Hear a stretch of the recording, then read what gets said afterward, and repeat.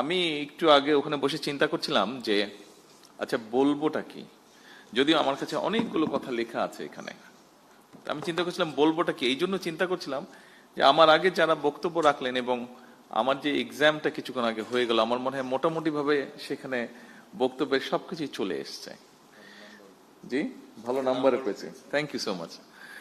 তো এখন আসলে বলার বোধহয় খুব বেশি কিছু নেই, বলি যা বলার সেটা বলা হয়ে গেছে, এখন বোধহয় কাজ করার সময়।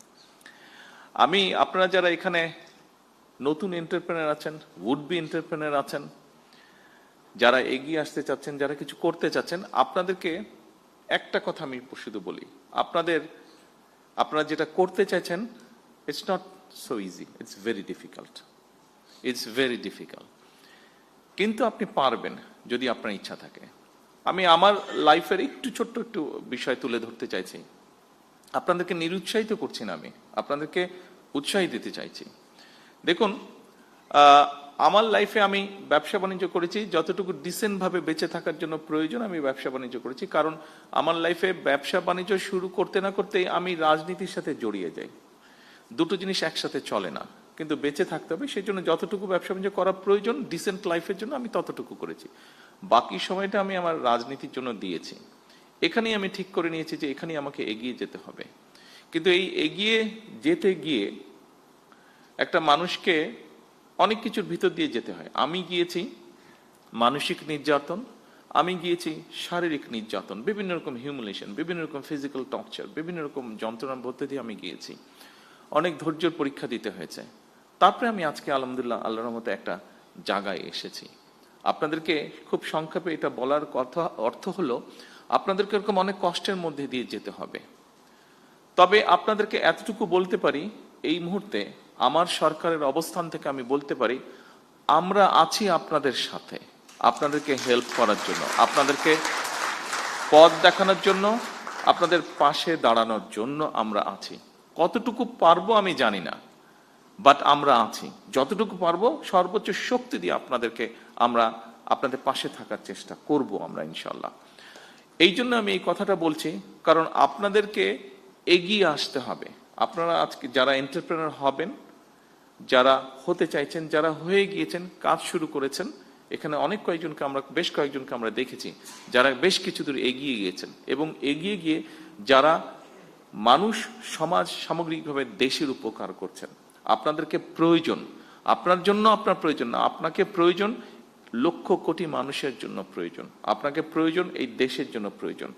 কারণ আমি একটি কথা বলেছি, ওই দিন আমি গিয়েছিলাম চিনমৈত্রীতে, একটি অনুষ্ঠান হচ্ছিল, সেটি ছিল ইনোভেশন ইভেন্ট।